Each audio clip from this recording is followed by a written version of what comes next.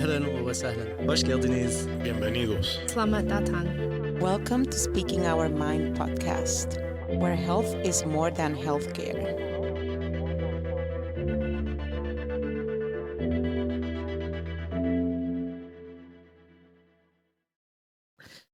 Welcome to Speaking Our Minds podcast, provided by the City of Nashua Division of Public Health and Community Services.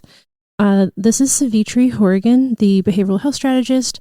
I'm here today with Ebram Aziz, the public health nurse at the City of Nashua, Robert Ortiz, public health medical assistant, and Araida Munoz, public health strategist. Welcome.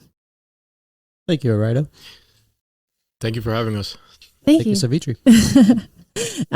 So I would love to hear a bit about just what you all do at the Public Health Division of Public Health and Community Services, and how you, made your way into public health. Well, thank you. So my name is Ebram Aziz. I am a public health nurse here at the City of Nashua for a little bit over than 2 years. I started off in corrections in my professional career as a registered nurse, went from there to the emergency department and worked in the operating room, and then found what I would call my passion in public health. And in public health, what I do is we do communicable diseases investigation. That also includes tuberculosis. We provide immunization. I'm the assistant immunization coordinator. And now I am the lead coordinator. And we're going to be talking a lot about lead today. Awesome. Thank you. Thank you, Savitri. My name is Robert Ortiz. I'm a public health medical assistant. My main role at the health department is to support the lead program coordinators. It could be the lead program, immunization program, communicable disease program, and in outreach efforts throughout the city of Nashua. So I enjoy raising awareness in our community, getting folks educated, and just spreading the word of health and well-being.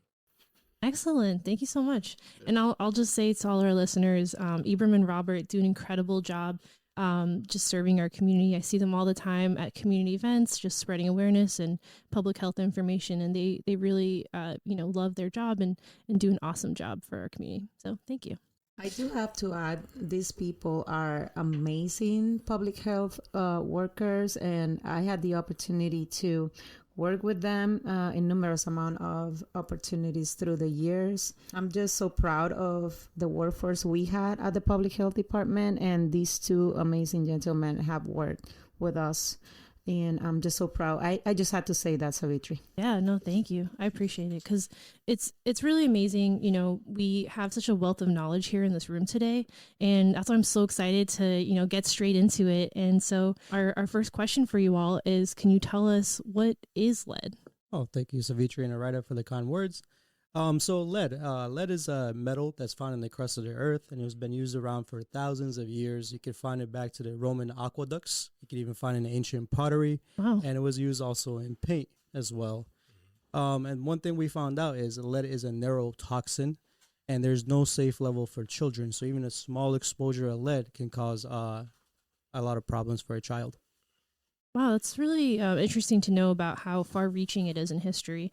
And you said that for children, there's no safe level. Can you tell us a little bit more about how kids are exposed to lead? Yeah, absolutely. So as you know, here in New England, most of our housing stock is built before 1978. And 1978 is when we officially banned lead paint in the United States. So as you know, most of our houses are built before that. So paint happens to be the number one source of lead exposure to a child.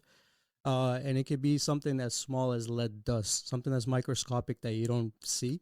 And children, as we know, once they start exploring the world, they're crawling, they're on their feet, and the hand-to-mouth movement is very prevalent. So that's how a child can get the lead dust inside their mouth. Even if you're not seeing a paint chip or a lead particle, the dust is still remaining in a child's mouth, and then they can ingest it. And it's also found in the soil as well. So if you have an older home, Wow. throughout the weather and the corrosion, the lead dust will start breaking apart and be stuck in the soil. We found it in imported spices like cumin, cinnamon, turmeric. Oh, my favorites. Yeah, and also in older toys. So if you have a very antique toy or furniture, lead paint can be also found in that as well. And also, if you're working in construction and you're working on older homes, that's something called take-home lead. So that's a occupation risk. And it's also could be included if you're working with ammunitions or you're working with older cars or racing cars. That could also be found because, as we know, lead was also found in gasoline prior. Wow. Okay. So you're saying when depending on the types of work people are doing, they might be exposed to it and bring it back into their house? Absolutely. So that's one of the main things that we educate about is take-home lead. That's really interesting. I didn't know about that one. The one about the kids and the exposure to toys or just dust on the ground, that one always makes me think about my baby nephew who's just 7 months old, and he's already at that point where he's putting all the toys in his mouth. So I think about that a lot because it's so prevalent. Yeah, very absolutely. That's how children see the world. They're very sensory driven, so they put things in their mouth, and that's how they figure out the world. We spoke at some point when you came to one of our TV shows educating folks. These construction workers, when they come back home with some of those boots and clothes with those materials on. Can you speak for those? Yeah, absolutely. So if you're working a hard labor job, you're fixing a roof, you're fixing siding, you're fixing windowsills, you're going to be exposed with lead. And like I said, the really thing we're really focusing on is the microscopic dust. You may not see it. You may think it's just normal dust. And if you're taking it in, let's say you're walking inside the house with your boots, now you're trailing in lead dust inside the house. The child crawls and walks on, and their hands are filled with dust. They put their fingers in their mouth, and next thing you know, the child is exposed to lead, and now they're elevated. Wow. That's really really important to know. And I'm curious also if there's any other impacts to people in the house, like, for example, people or pets.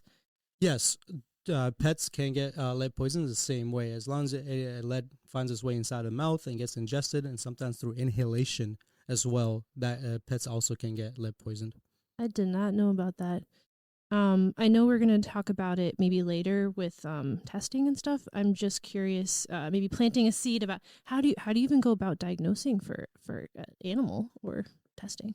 Yeah, so we're mostly focused on children, but with animals, I'm sure you could get tested. I'm not very highly proficient in that aspect, but with children, it is a New Hampshire law for the child to be tested at ages 1 and 2, and it can also be tested all the way up to ages 6.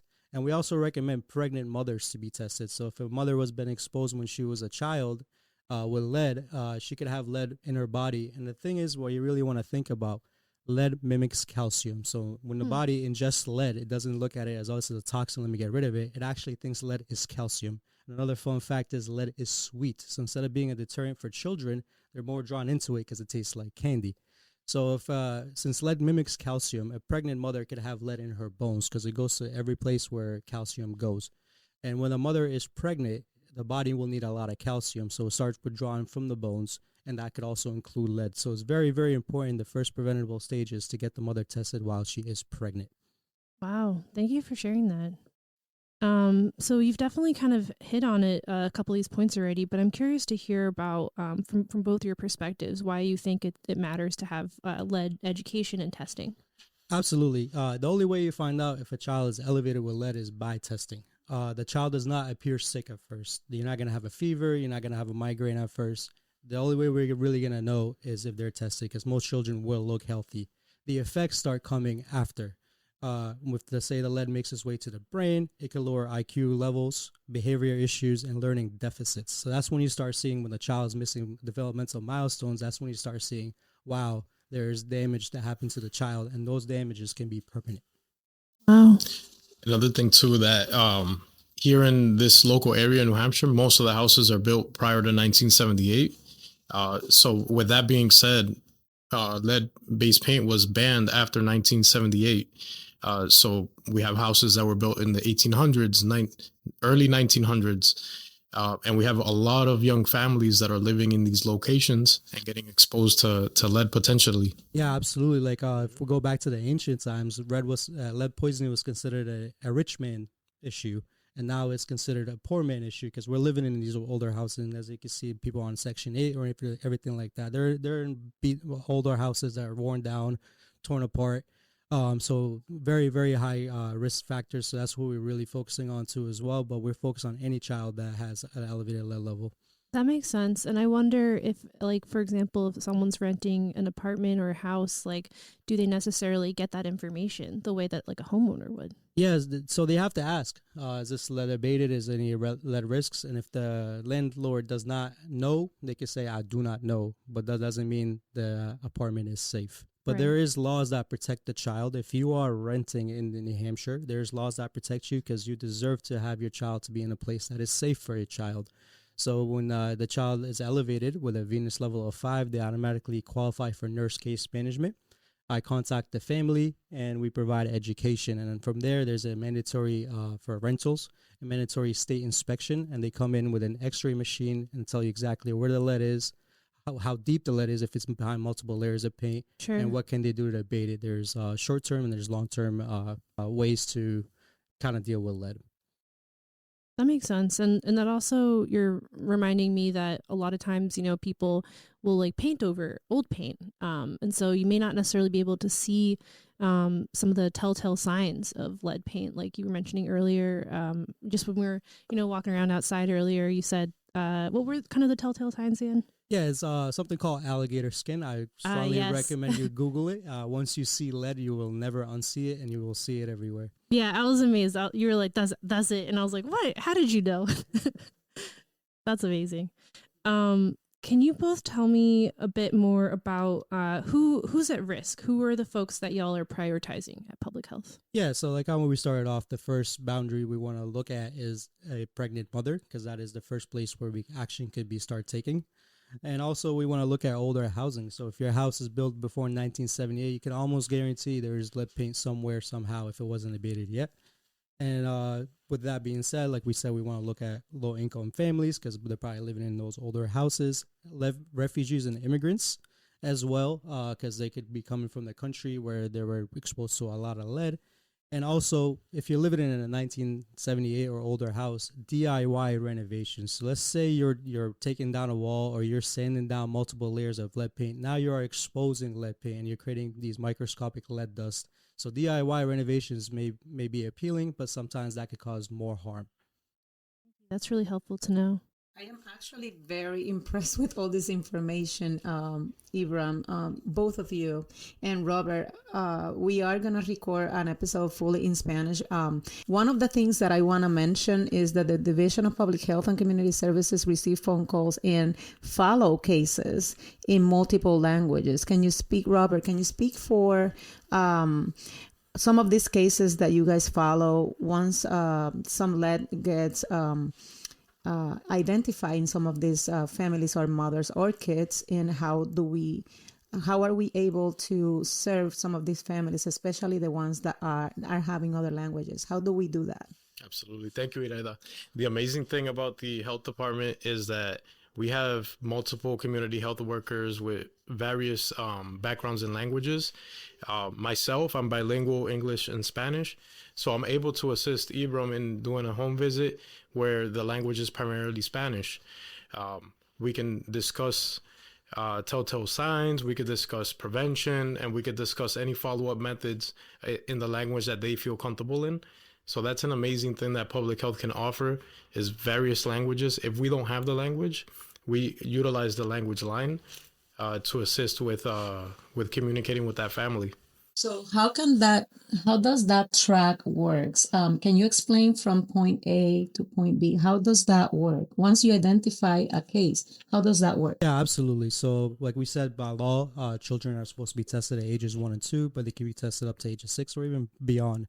And what happens is we get a report of every person that has been lead tested. The providers have to report it to the public health department, and we track that through a spreadsheet. And we start seeing where the kids are elevated. And if they have a Venus, which is a blood draw, of 5 or greater, they automatically qualify for case management. And then they'll be getting a phone call from me. So we have to reach out to the family within 3 business days. And at first, families are very hesitant. Why is considered a public official trying to come to my home, trying to educate me? And then people are a little bit eerie at first. But once we talk to the family, and our whole goal is to help assist the families as best as they can, because lead education is not very prevalent. So we provide education. Education, from my experience, happens to be the most important factor to preventing lead poisoning and help bring the levels down.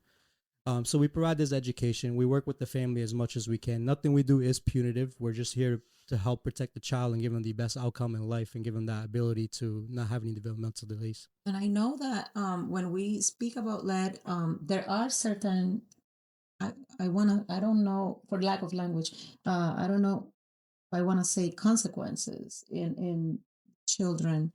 So when there is lead present in their bodies, what are the consequences or what are the effects in health? Can you speak for that? Yeah, absolutely. Lead poisoning can cause a lot of things, including kidney damage, but the primarily focus we're focusing on is the child's brain, because the child's blood-brain barrier is permeable. That means it has some leaks to it, and since the body thinks lead is calcium, it could get to the brain. And what we see is most of the time it embeds itself in the frontal lobe, which is the front part of your brain, and that is your decision-making aspect of the brain. That's the one that tells you, I'm really mad, let me punch the wall, but no, it's going to hurt.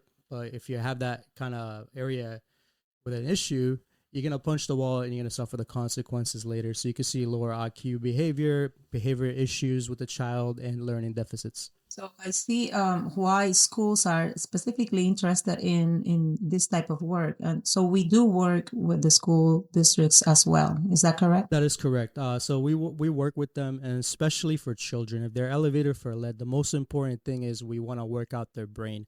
So they qualify for something called early childhood support services, and it's usually done by gateways around here. And if the child is in school, the school does that as well. And what they do is they do an analysis of a child. It's usually through play, and they're trying to see if they're missing any developmental milestones. And if they are, they want to tailor a plan immediately to make sure the child is that concern is being addressed right away. And the faster that we start to address it, then the child has less capabilities of missing milestones and having the best outcome for the future. One of the amazing things that Ebram does in education when we conduct home visits is a big discussion about nutrition.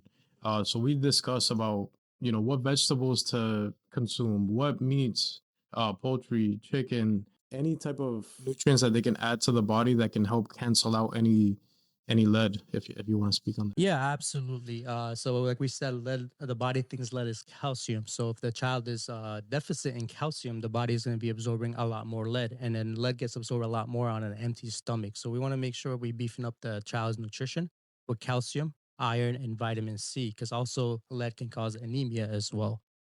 So the reason why we want to focus on that, so the body is absorbing the good stuff, the calcium, the iron, and the vitamin C, and it's getting rid of the bad stuff. So if there's a lot of calcium, the body most likely will take in the calcium instead of the lead, since the lead mimics calcium.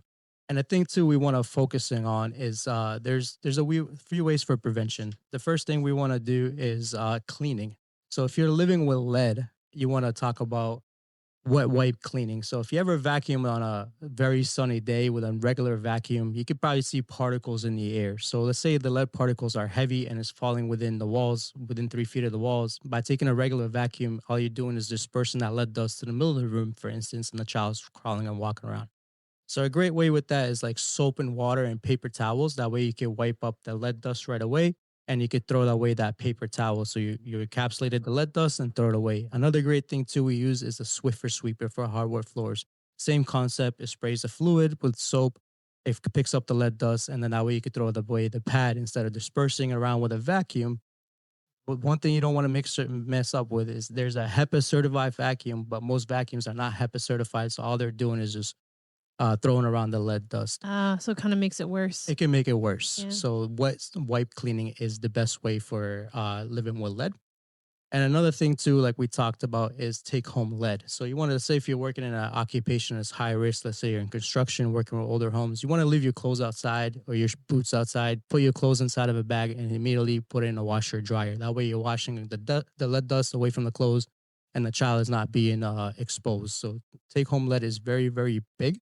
And then the next thing too, we talked about how a child is walking and crawling a lot throughout the house. So one of the most important things you could do for your child is to wash your hands with soap and water very, very often. Unfortunately, alcohol wipes and wet wipes do not remove lead dust. You actually have to wash them with soap and water for 20 seconds. And what that does is soap lifts up the lead particles. And then that way you can wash them down the drain. We encourage families to make this as a habit with the child, make it sing a song, make it something that's proactive for the child so they want to be involved as well. We recommend washing the hands with soap and water after any playtime. before any meals, that including snacks, and before bedtime. Wow, that's incredible. Thank you for all the information. For folks that they want to, figure out like testing or they think they're at risk, how can they contact you all? What kind of, what's our phone number and how to reach you all? Yeah, absolutely. So we're located at the Nashua Health Department in 18 Mulberry Street. We do lead tests in there, but that's considered a capillary. For you to be qualified for case management, it has to be a venous, which is a blood draw. And you could also get it through your primary care physician, your pediatrician. So it's actually New Hampshire state law. Children have to be tested at ages 1 and 2. Sometimes that can be missed if a mother or a father misses the 1-year appointment for physicals, but they could always ask for it at any time to get the blood test. And most pediatricians are well on board and well trained about lead. Awesome. Thank you so much. Wow, my head is spinning with all this incredible information you just shared with me about lead. Thank you all for listening to this episode. Terima kasih banyak. Until the next episode, please take care. أهلاً وسهلاً. Hoş geldiniz. Bienvenidos. Selamat datang. Welcome to Speaking Our Mind podcast, where health is more than healthcare.